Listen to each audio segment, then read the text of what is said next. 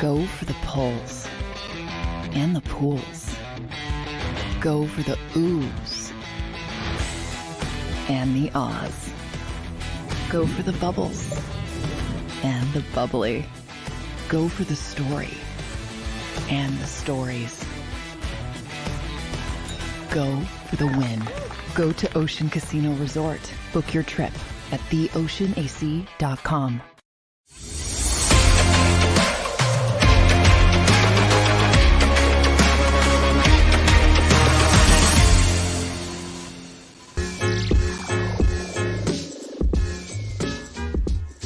What's up, everybody, and welcome in to the Philly Sports Power Hour with Bill Colarulo on this Wednesday, clean-out day for the Philadelphia Eagles.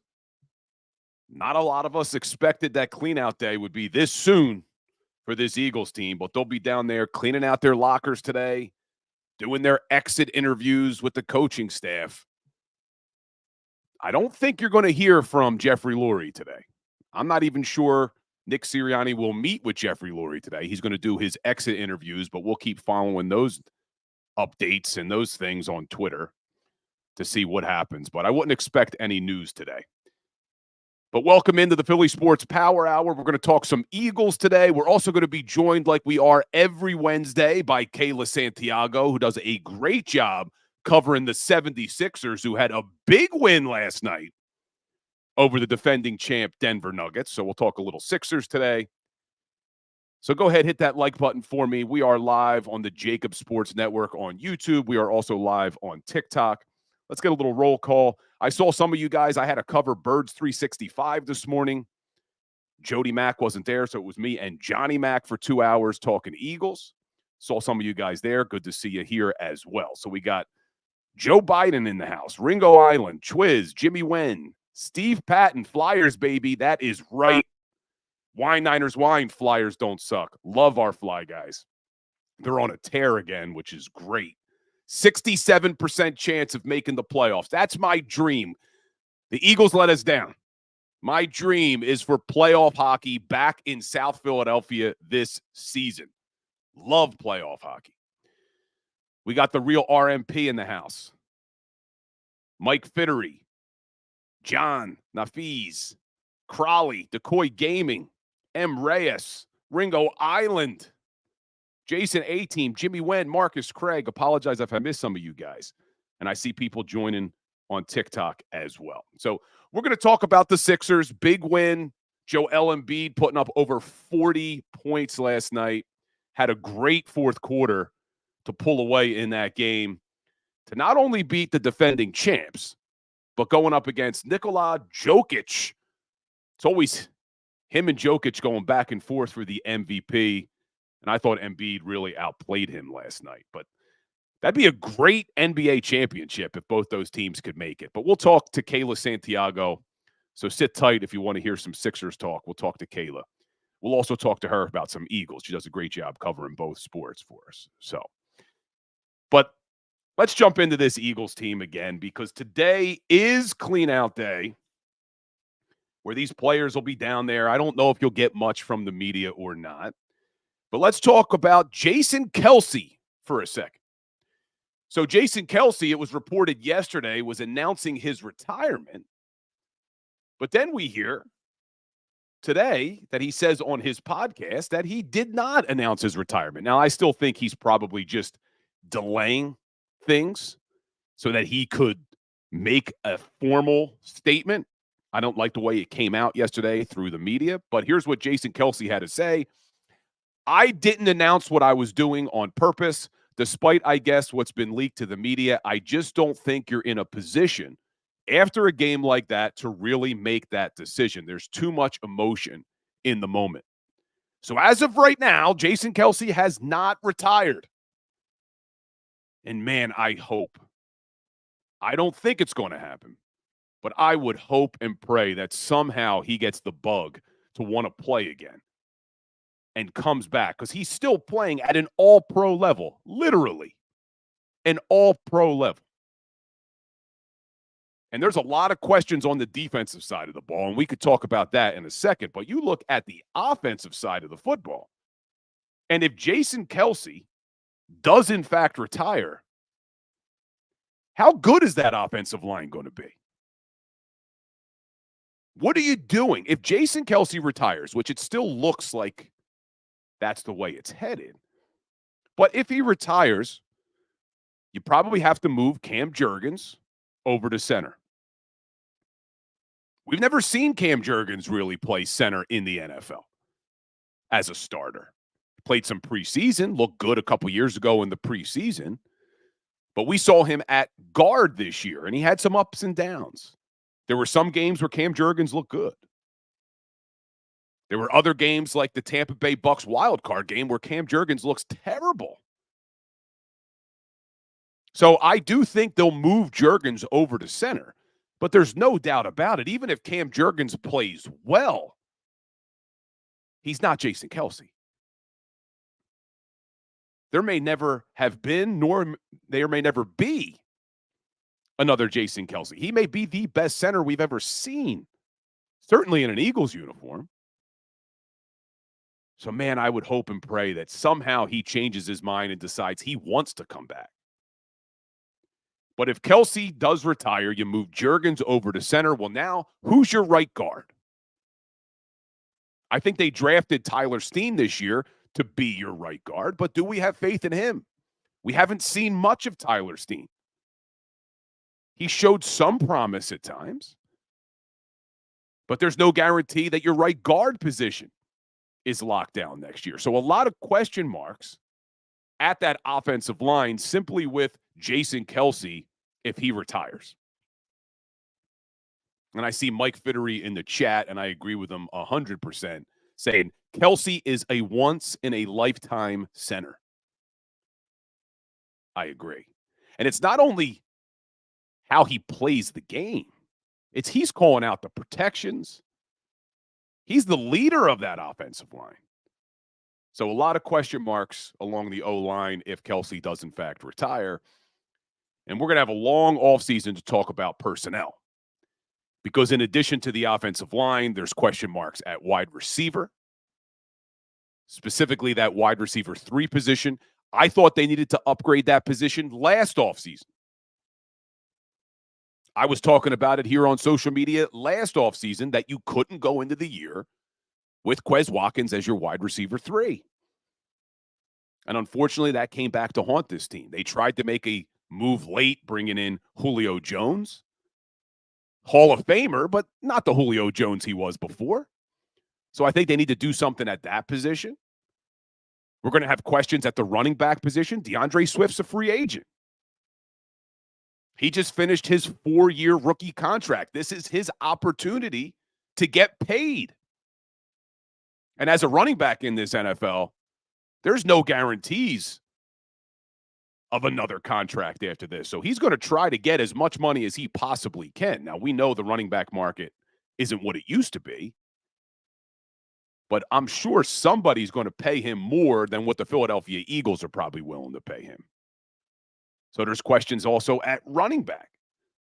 And then you have questions at the tight end position. Dallas Goedert's very good, but they need to upgrade the backup tight end position. Because as much as I do like Dallas Goedert, he hasn't been able to stay healthy the last 2 seasons. And when he's not there, there is a massive drop-off.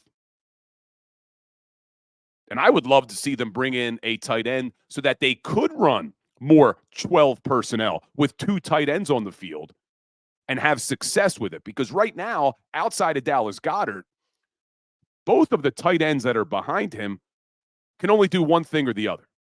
You have Jack Stoll, who can run block, but can't do anything in the passing game. You have Grant Calcaterra, who can catch, but can't run block. So I'd like to see them get a second tight end that can be on the field in 12 personnel that is a dual threat like Dallas Goedert.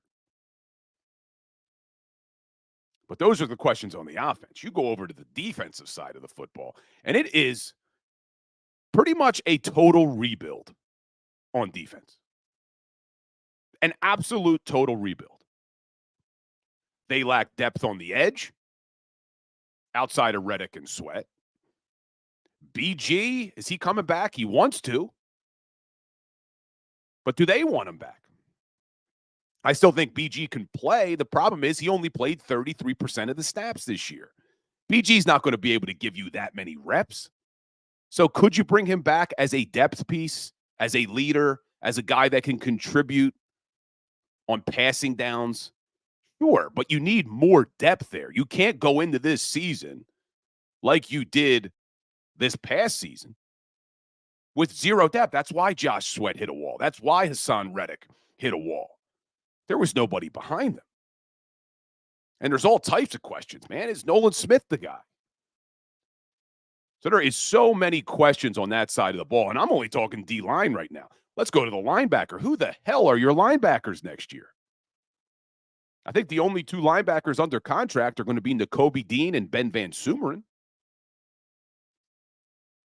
All the other guys, and I don't think this will bother anybody because they didn't do anything for us really this year, but Nick Morrow's a free agent. Sean Bradley's a free agent. Zach Cunningham's a free agent. Shaq Leonard's a free agent. So once again, a lot of question marks at linebacker. And I just hope and pray that Howie Roseman learned from his mistakes and doesn't go into this season trying to piecemeal the linebacker position.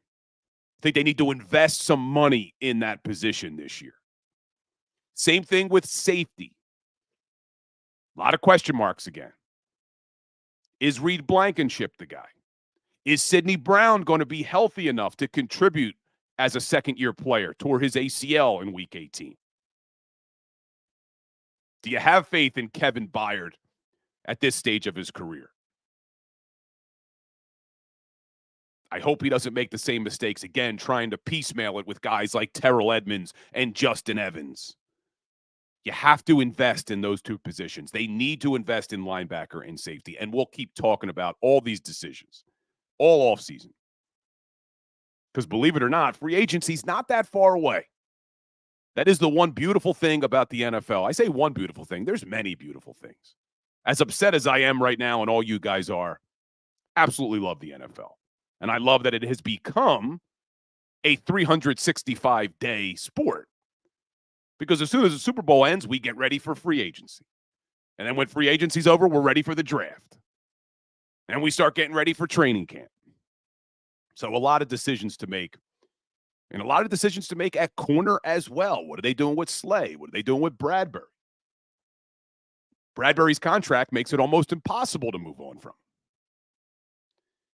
So we'll talk about all those decisions throughout the offseason. But the big decision right now that looms large in front of this organization is what do they do with Nick Sirianni? Will we be hearing that Jeffrey Lurie has moved on from Nick Sirianni? And the crazy thing is, not unexpected, but the silence right now is deafening. You haven't heard anything. And you don't really expect to hear anything from Jeffrey Lurie. That's not how he usually does business. He's probably going to be very patient, going to take his time, going to meet with Nick Sirianni, going to probably hear, what is your plan to fix what we just saw? And depending on that conversation, just like he did with Doug Peterson,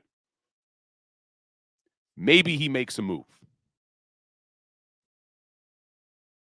Because back when they fired Doug Peterson, everything that was reported is that Jeffrey Lurie didn't want to fire Doug Peterson. He went into those meetings thinking that Doug Peterson was going to remain the head coach. But he didn't share the same vision that Doug Peterson did. Now, what was that vision? I think Dougie P wanted to hold on to his coordinators. Jeffrey Lurie said, you're going to change coordinators. And when Doug Peterson put his foot, or drew a line in the sand, I should say, and said, no, listen, I'm a Super Bowl coach.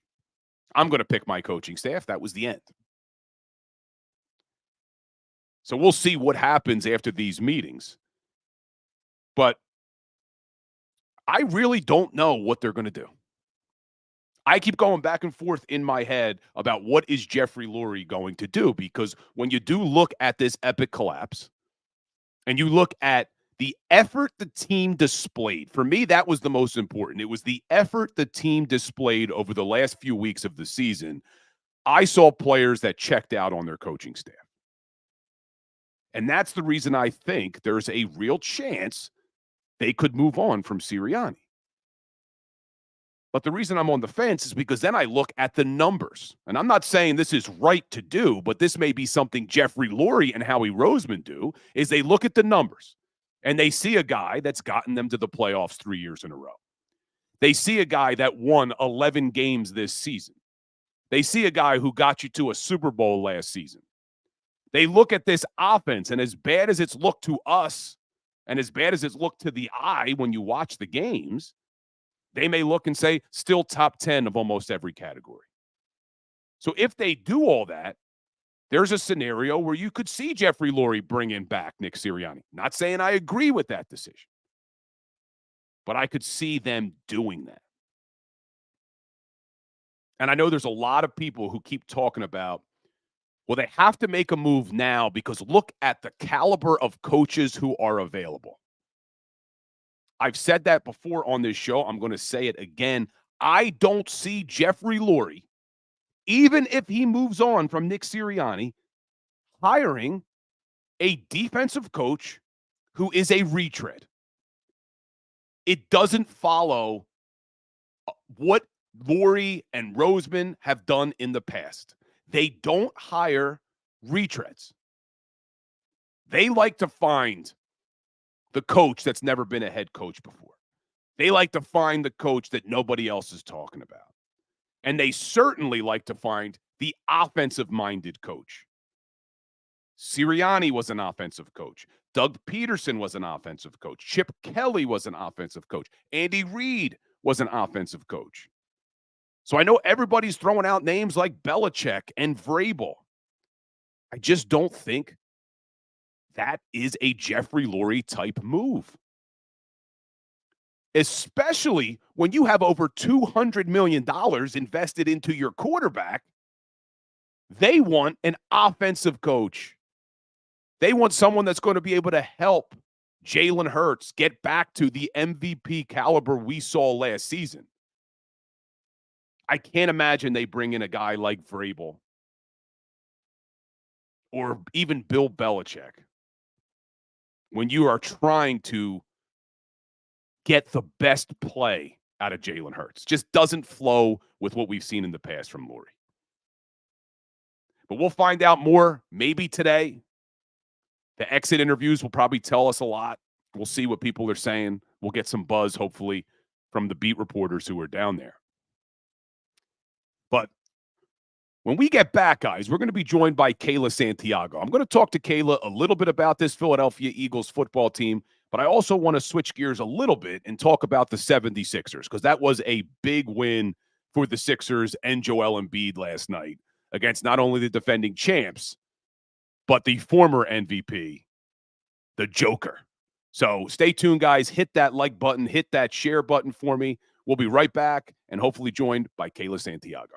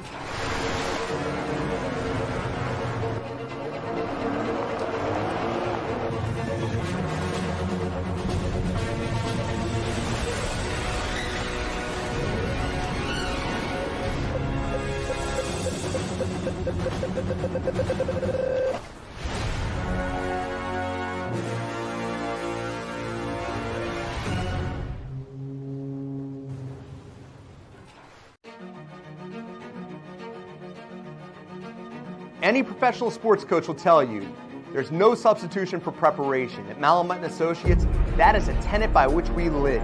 We prepare from day one for victory. Anything less is not acceptable. Go passionately. Go fearlessly. Go confidently. Go Birds!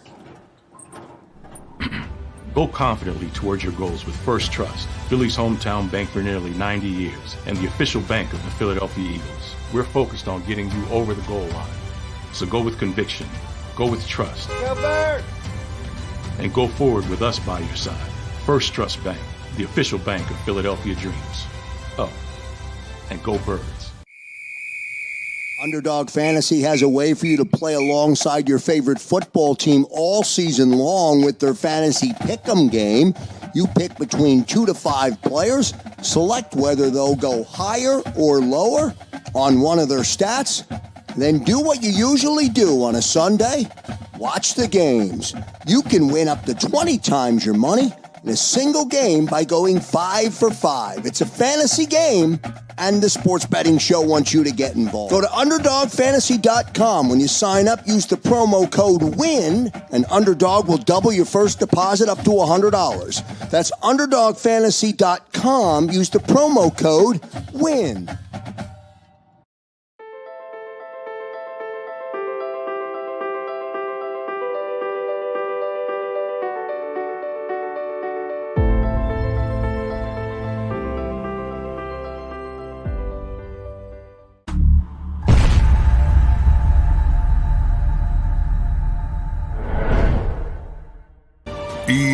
EAGLES, Eagles.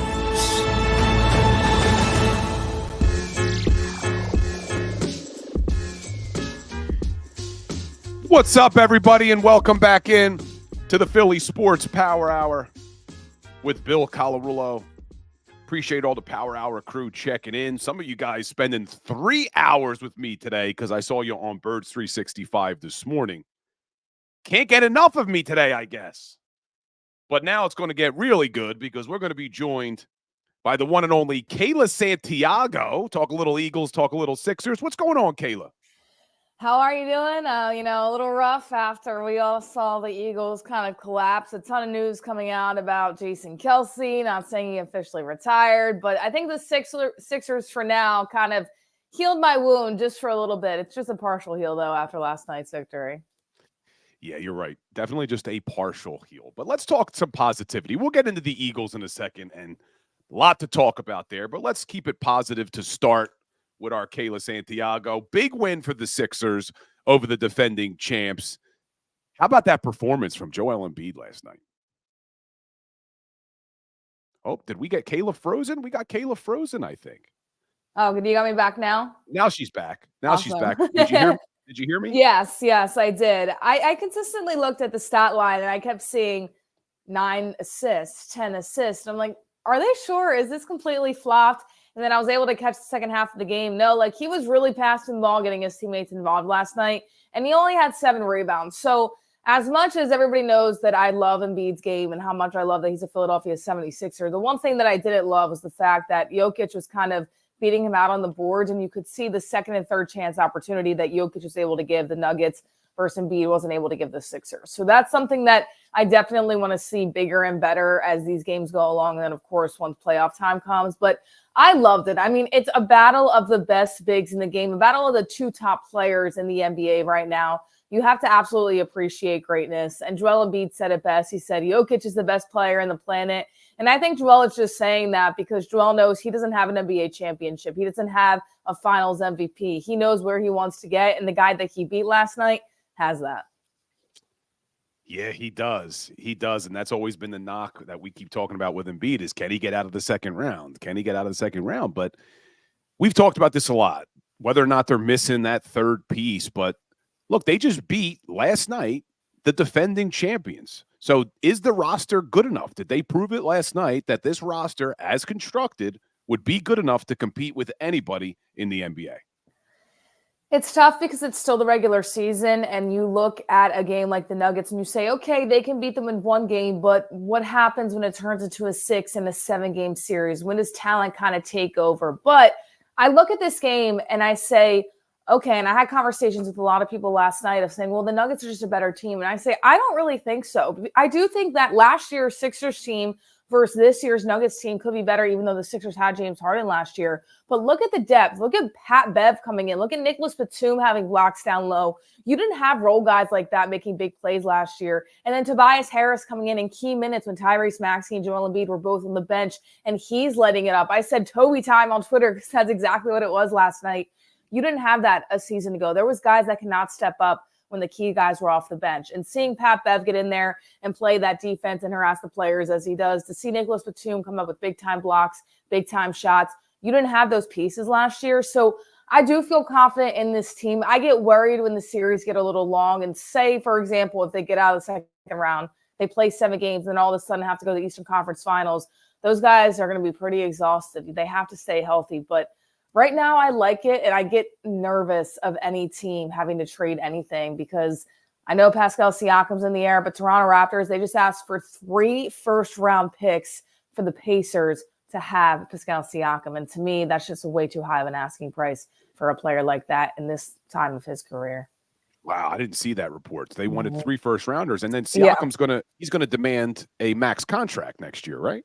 Yeah, he's going to have to. And I get it for the Raptors. I mean, he's their star player. He's the guy that they have. But at the same time, it's okay for the Sixers. They have really good role guys that could go to the Raptors and elevate that team. And to me, he's just not worth it. And I love Siakam, but I think his peak and when he was at his best was the Kawhi season and right after the Kawhi season. You don't give up that much for a guy like that right now if you're the Philadelphia 76ers. We got a question from Slagger here saying Sixers got out rebounded 46-32. How the hell did they win? So how did they overcome losing on the board last night? That's a fantastic point because replay after replay, you saw Embiid getting boxed out down low. You saw all these guys getting boxed out down low. But I think it really was that crucial fourth quarter. That's when Joel Embiid turned it on. And that's what you want to see from your best player, an MVP caliber player. You want to see him turn it on. And in the first quarter on the other side, Jokic was turning the ball over. And I don't want to pinpoint, bad things about Nikola Jokic because, listen, I think Joel Embiid's a fantastic player as well, and he could definitely rebound it better. But in the fourth quarter, I think that's when the biggest switch mattered. Late in the fourth, Nikola Jokic, he was turning the ball over 5-0 in the fourth quarter in terms of turnovers the Nuggets had against the Sixers. So when you look at that, you say, okay, that kind of tells the story as well. But I do agree with the rebounding performance. You're not going to win a series like that if you're going to be in the playoffs. So that's something they need to brush up, especially Joel Embiid. I mean, he's the biggest guy on the court. He's got to out-rebound other guys. Let's talk about Pat Bev for a second because he's been on a tear for this team, really helping contribute, giving them that added depth. You think that's sustainable? Is this who Pat Bev is, or is he playing a lot better than what we should expect from him going forward? This is who Pat Bev is, everybody. And I can never stand Pat Bev on any other team because every time you would play him, you're like, this guy will not stop. He just keeps going and you can't get past him. And he's not the best guard in the NBA, but he's pesty. To another team, you could say that he's an annoying guard because he's just all over defensively all the time. And then he can go down and make plays and make some shots. He is exactly what Philadelphia embodies. Going out there, putting it all on the line, grinding it out, going after the loose balls.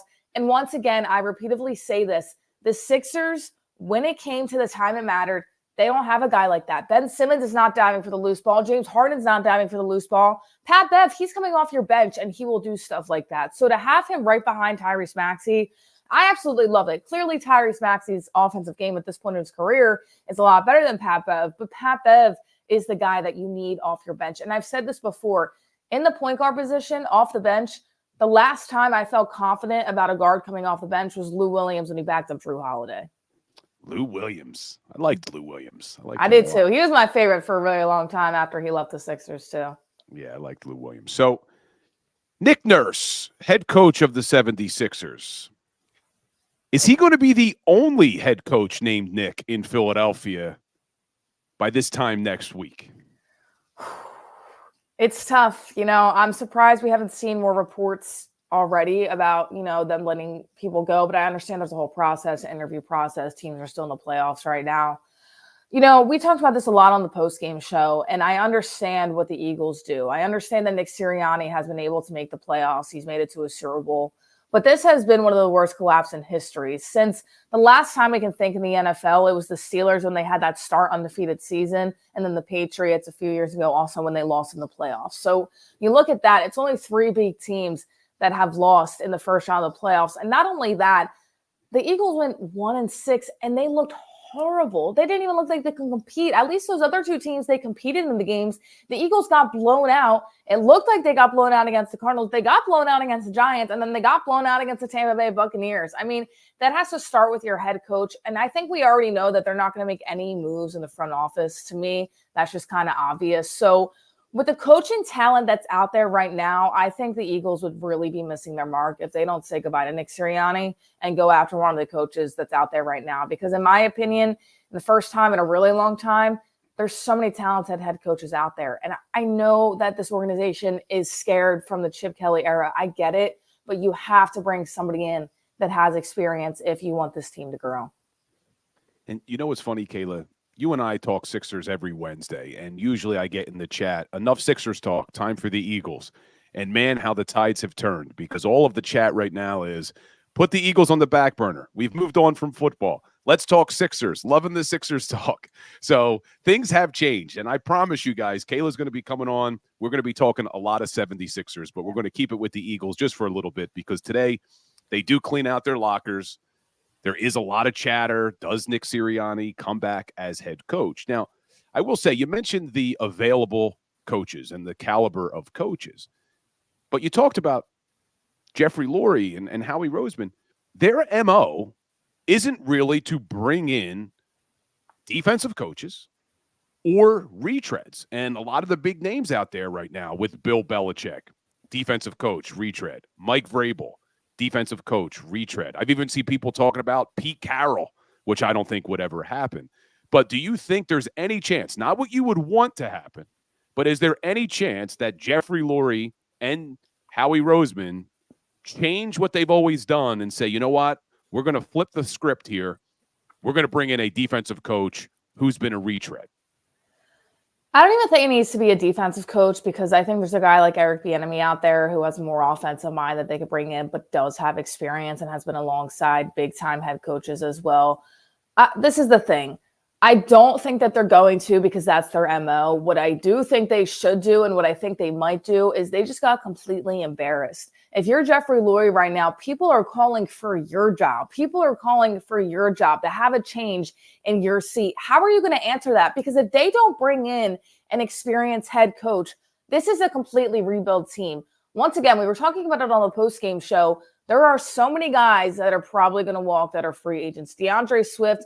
Why would DeAndre Swift want to come back to a team if they're just going to bring back the same guys, or if they're going to bring back a coach that doesn't have a lot of experience? He didn't get the ball at all, and he should have in crucial situations. But if they bring in a good coach, an experienced coach, maybe he will say Boston Scott most likely going to walk. You look at the defensive side of the ball as well, and not saying these guys are fantastic, but Nicholas Morrow and Zach Cunningham are also free agents. So once again, at the linebacker position, you are completely starting brand new. And you look just kind of around at other guys as well wanting to be on this team and play for this team.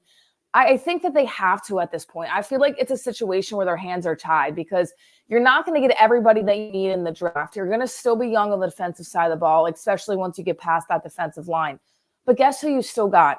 You still got the guy under center and Jalen Hurts. And Jalen Hurts needs to grow. And if you bring in a new coaching staff, you are essentially saying, oh, well, it's rebuild time. How do you rebuild when you have A.J. Brown, Devontae Smith, and Jalen Hurts? How do you do that? You need to bring in a guy. I'm not saying Bill Belichick is the answer. I don't think that he would work in Philadelphia because of Howie Roseman and Jeffrey Lurie. But there's guys out there that have experience and have been in the big moments that the Philadelphia Eagles could bring in and say, hey, he's our new guy. Do I think that they're going to do it? No, but if they move on from Nick Sirianni, in what right mind do they have and say, oh, we're just going to bring in another guy that doesn't have really much experience either? So I think they have to do it, and their hands are tied. Do I think that they're going to? I don't really think so. I mean, historically looking, they haven't. I just hosted Birds 365 with John McMullen before this show, and he said, which I think would make people lose their absolute minds, is don't be surprised if not only does Sirianni come back, but that Brian Johnson comes back. And I think if they run it back with the same offensive coaching staff, you're going to see a lot of people freaking the hell out, as they should. Because, look, I know numbers can be skewed any way you want to skew them. and you look at these offensive numbers and you look at the production over the course of the season, and you could convince yourself, oh, they were still a top 10 offense.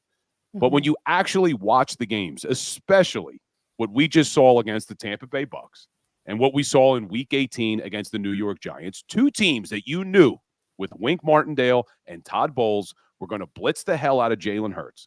And the fact that they had zero answers for the blitz. Are you in my boat here? If they bring back Brian Johnson as your offensive coordinator, are you going to lose your mind? Oh, I'm going to lose my mind. There's no way in their right mind. They have to be absolutely crazy to think to bring Brian Johnson back. And to me, the only way they bring Nick Sirianni back is they bring in a very experienced offensive coordinator that can call plays. What comes to my mind immediately is Frank Reich. I don't think the Eagles are going to do that, though, because I think that he's going to have too much conversation about how we want to do this, how we want to do that. And we already know that Howie Roseman and Jeffrey Lurie don't like demanding coaches. But the only way Nick Sirianni, to me, in my opinion, deserves to stay is if they bring in a guy that can actually come in, call plays, and has a good offensive mind. Brian Johnson, as much as I've liked him in other areas with the Eagles, he's just not an offensive coordinator. He's an offensive coordinator on a team, maybe like the Panthers, maybe like the Giants, even maybe the Cardinals, a team that is not supposed to win games right now at this point in the NFL. The Eagles are supposed to win games. And if I'm Jalen Hurts, I'm going right to Howie Roseman and saying, get me a new offensive coordinator right now. Jalen did not have a good year, especially a good second half of the year at all. A lot of it had to do with the play calling. He looked confused out there. He looked like he didn't really know what was going on. There was so much discommunication. And how do you do that to a guy like Jalen Hurts, who back-to-back years was in the running for MVP? Early in the season, of course, this year, he was in the talks for MVP. And then, they had the colossal failure at the end of the season. And he brought the team to the Super Bowl. Everybody in the city loves him. You can clearly tell he has a lot of talent.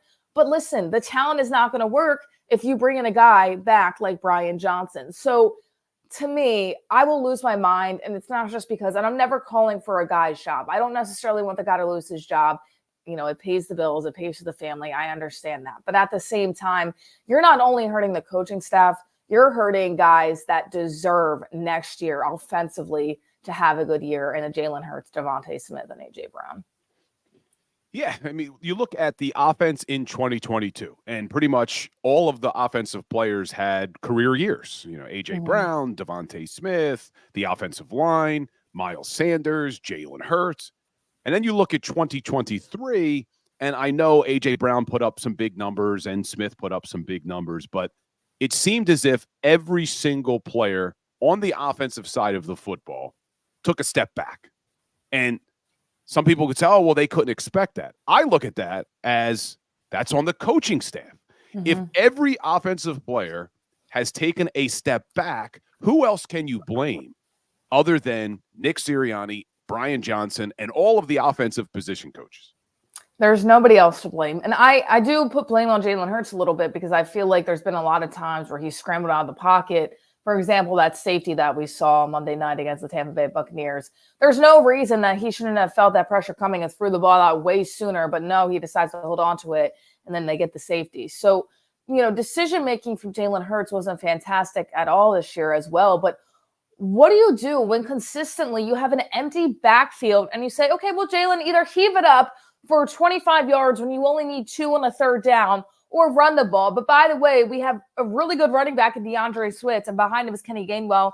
They're not going to help you whatsoever because we're not going to utilize the run game whatsoever. And we're just going to have an empty backfield. And even if we do have a running back, we're not going to utilize him at all. There's decision-making, I think, comes from Jalen Hurts because of what's being talked about in his ear, what's being talked about at practice. And you can see it in the play design because consistently they need 2 yards and they heave it downfield. Oh, they need 14 yards and a third down. Let's throw a 6-yard slant right at a guy where a defender is going to be right behind him. That's coaching right there. And yes, once again, Jalen Hurts, I do think that he gets some of the blame, but how this offense was designed this year, what else do you expect him to do? I mean, there was just so many instances where you say, okay, well, consistently, it's the same play. It's the same stuff week after week. That has to be coaching to me. Yeah, and I'll one up you here. 3rd and 2, let's come out in an empty backfield. So the defense doesn't even have to worry about the run because we don't have any damn running backs behind Jalen Hurts. It's just been as Seth Joyner likes to say, coaching malfeasance is what I've seen this year from the offensive coaching staff. And then, well, let's jump over to the defensive side of the ball for a second, because obviously Matt Patricia didn't do a great job as defensive coordinator. Surprisingly, when they made the move from Sean Desai to Matt Patricia, a lot of people said, well, it can't get much worse. Well, somehow it did get much worse. And who do you put a majority of the blame on when we look at the defensive side of the football? Was it the coaching staff? Was it Sean Desai and Matt Patricia? Or was it Howie Roseman and the roster that he built on the defensive side of the ball? All I'm going to say is justice for Sean Desai at this point, because this dude took all the heat. He took all the blame. I actually think early in the season, and I feel like we said it a lot on the halftime show, he was really making decent adjustments, especially when it was against, the really good teams. You look at that Chiefs games, Sean Desai made a really good adjustment on the defensive side of the ball. And then you bring in Matt Patricia, the defense gets so much worse. Now, I do think coming in that there's certain things that the defenders do, like not getting down to tackle. Why is the coach out in their ear doing practice? You're going to get benched if you don't do this. There's no pressure. It feels like they're just trying to coddle them and be nice to them and say, well, it's okay. You'll get them next time. No, this is the National Football League. Get down, get low, tackle, and make a damn play. They haven't been able to do that all this year. Part of that I do think is coaching, but I put the blame on Howie Roseman, and I don't think people are blaming him enough. You look at the linebacking core, and we have talked about it time after time after time again.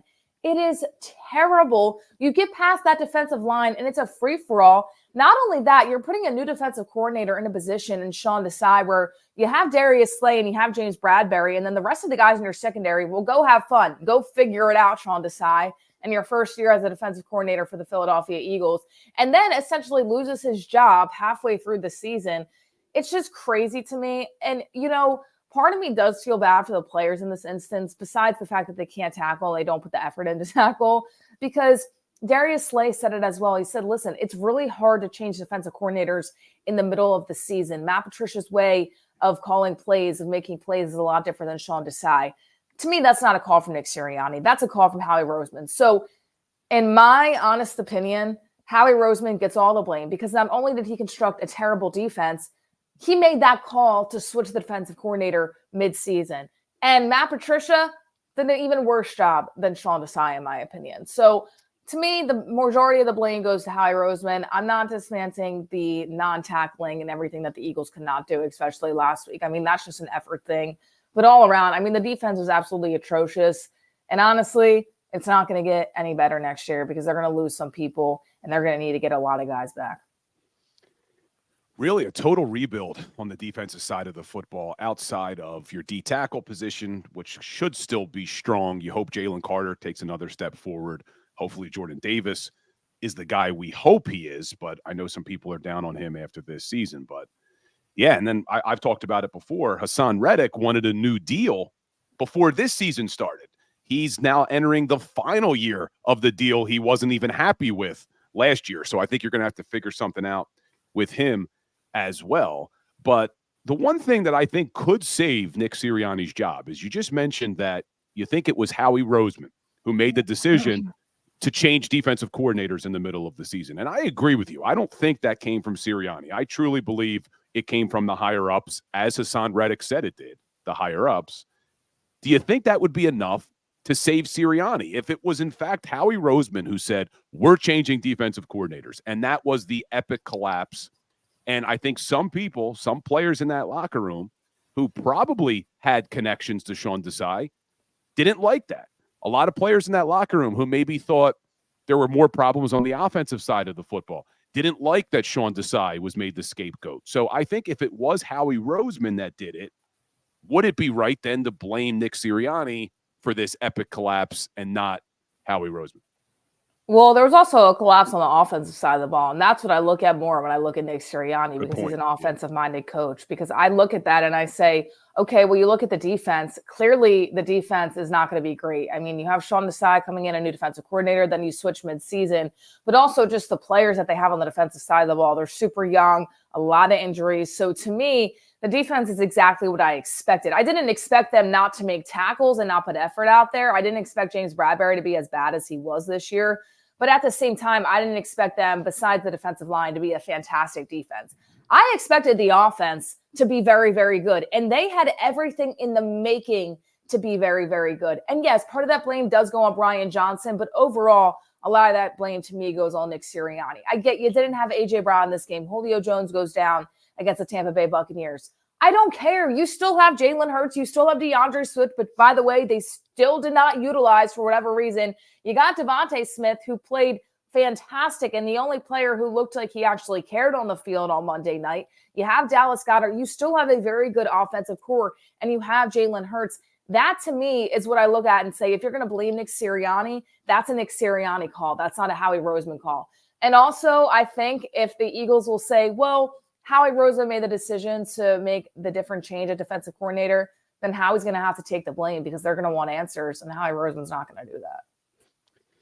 Great point, Kayla, because you look at that offense, and as angry as I've been at Howie Roseman for the personnel on defense, I still think they had enough personnel on offense. I'd like to see them upgrade their wide receiver 3 and their backup tight end, and they'll have to make some decisions if Jason Kelce does in fact retire. But you're right. This year, the fact that that offense wasn't able to do things, especially the last few weeks of the season, is on Nick Sirianni. So I think I know what your answer is going to be. You've been kind of hinting at it. So if it was up to you, if you're Jeffrey Lurie and you have to make the decision this week, you're moving on from Sirianni.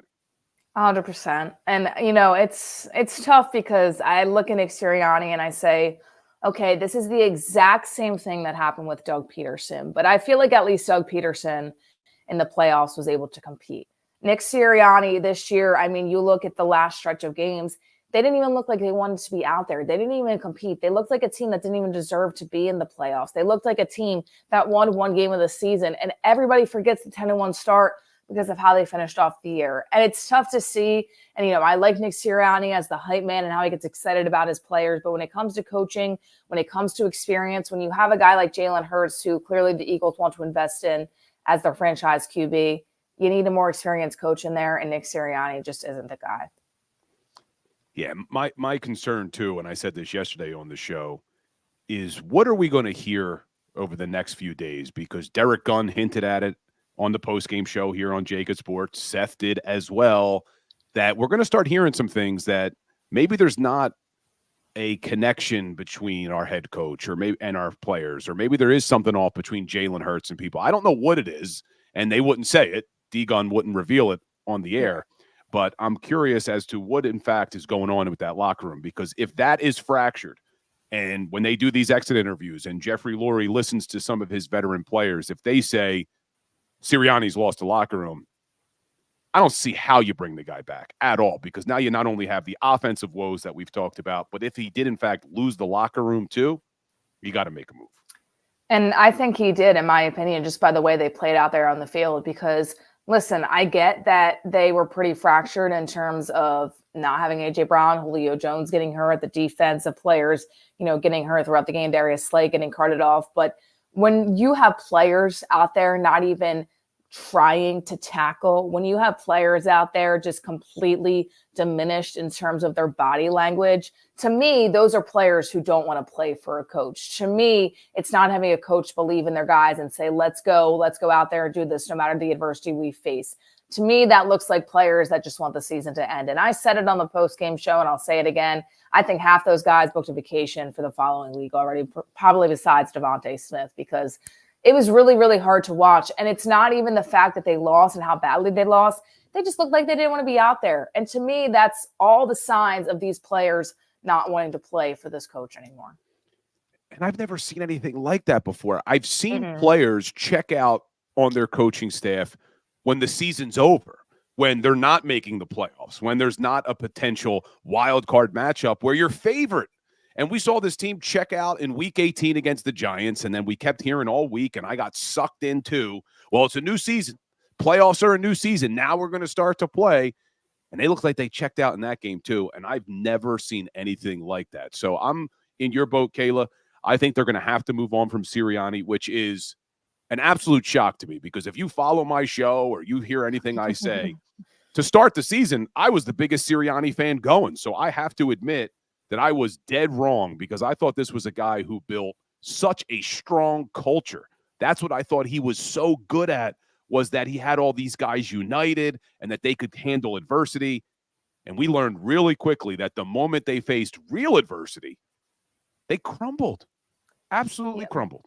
It's really easy for Nick Sirianni to be the guy like that when everything is going good. And when they go to the Super Bowl and they're winning games and they start off 10-1, you really see the true colors of a coach when you look at the hard times. And it's funny, real quick, even for the high school level, I talk to, a lot of coaches that we cover down here on the Eastern Shore. And I say, oh, well, it's a new head coach, but they've got a really good team. And the conversation they have with me is, well, let's see who he is in 2 years. If there's adversity, if there are times where their star players are kind of butting heads, guess what? It happens in the NFL too. It happens on every single level in football. You look at that and you say, okay, well, Nick Sirianni was really faced with adversity and he just couldn't answer. And to me, with the team that you're going to bring back next year, that constructed on paper, it's probably going to look worse than the team that you had this year going into this season.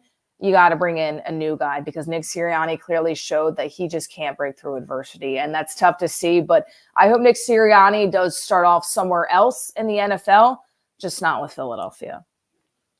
Man, so we'll find out. I don't think you're going to find out anything today. I think Jeffrey Lurie is patient with these things. I think he's going to drag this out. He'll probably meet with some people. Then he'll have his meeting with Sirianni. But stay tuned. We'll see how it all goes. But Kayla, appreciate you. Where can everybody find you, by the way, Kayla? Because I know everyone enjoys when you come on the show on Wednesdays, but where can they find you? Yeah, absolutely. On Twitter, Kayla_Santiago1. You always see me tweeting about the local coverage that I do. Of course, Sixers, Eagles, Flyers, Phils, everything in between, some Union too as well. And then on TikTok, Kayla Santiago61. That's where I love to kind of post and interact with a lot of people. I'll go live sometimes during Sixers games and kind of post my thoughts after the game. And as you guys know, I love my basketball. It's truly Sixers time right now. I don't know if they're going to break my heart just like the Philadelphia Eagles did, but I'll definitely be talking a lot of Philadelphia 76ers and as the season goes along. So that's where you can find me. I'm excited to keep creating and excited to, be on this show and talk some Sixers. And hopefully week after week, it just gets better and better for one Philadelphia team. Awesome. Well, we appreciate having you, Kayla. We'll see you next week. Have a good rest of your week. Thank you. Have a good one. Kayla Santiago always does a great job, man. She knows her basketball. Does a great job with the Eagles, but she always blows me away with how good she is with her Sixers coverage. So we'll be bringing her on more. I see you guys in the chat wanting more Sixers talk, because it's going to be a long offseason for the Philadelphia Eagles. So at least we have some other things that we can look forward to. So we got the 76ers and we got our Philadelphia Flyers, baby. You guys know I love my Fly guys, and the Philadelphia Flyers now sit in second place in the Metropolitan Division after winning 4 straight games. And we've talked before about how this Sixers team is fun to watch. This Flyers team is fun to watch. They play good hockey. They're well coached by John Tortorella. They're unbelievable on the penalty kill, and not just at killing penalties, but scoring goals in the top of the league in shorthanded goals. So I'm going to start trying to get some people on who can talk some Flyers as well. So if you guys are hockey fans, we're going to get some guests on to talk some Fly guys, because, look, there's going to be a lot to talk about with the Philadelphia Eagles. There's going to be a lot of decisions that need to get made over the next few months, and we'll get ready for free agency and the draft.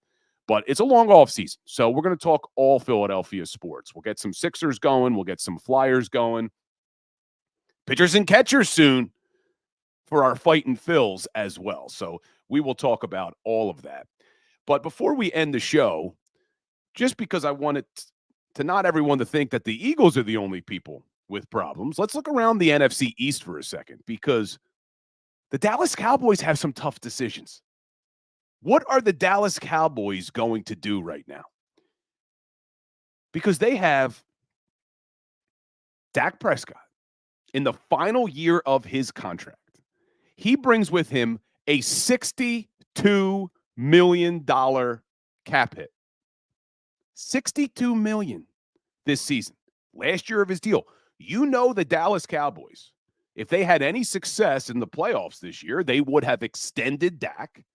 He would be your franchise quarterback. You'd lower that cap hit for next year to allow you to bring in other talent to continue to keep some of your current players.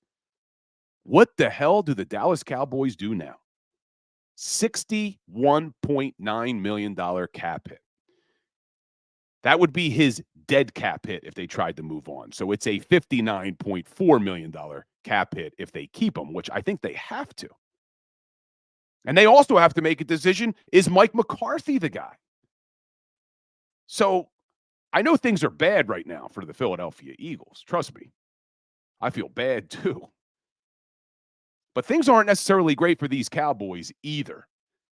Got to make a decision on their quarterback. Got to make a decision on their head coach. I don't know what they do. I don't think they move on from Prescott. I don't see how you move on from Prescott, who you moving to. But they got to make a decision now that they're going to have to commit to him long term, because you can't go into this season with a $59 million cap hit. You just can't do it. So curious what you guys think in the chat. Do they keep Prescott? Do they keep McCarthy? And I see Barbara Carroll saying, Bill, it's only 1 year. Hurts is 5 more years. I'm still fine with Hurts. I'm still riding with Hurts. I'm not making excuses for him. He didn't play well this year. He made some really bad mistakes. The safety against the Bucs was a rookie mistake. The turnovers were bad. But I don't think a guy can just forget how to play. I don't think a quarterback can go from what we saw in 2022 to what we now think of Jalen Hurts, or should I say some of us think of Jalen Hurts. I still think Hurts can be that guy. I still have confidence in Jalen Hurts. And look, if you want to get rid of Nick Sirianni and you want to get rid of Brian Johnson, well, how can you also blame Jalen Hurts at the same time? I think Jalen Hurts needs to play better. But if we really think it was the coaches and we really think the offensive coaching staff failed our offense this year, which I do, then I think you need to run it back with Hurts and have faith that he can grow into the guy. Look what he did with Shane Steichen as his play caller.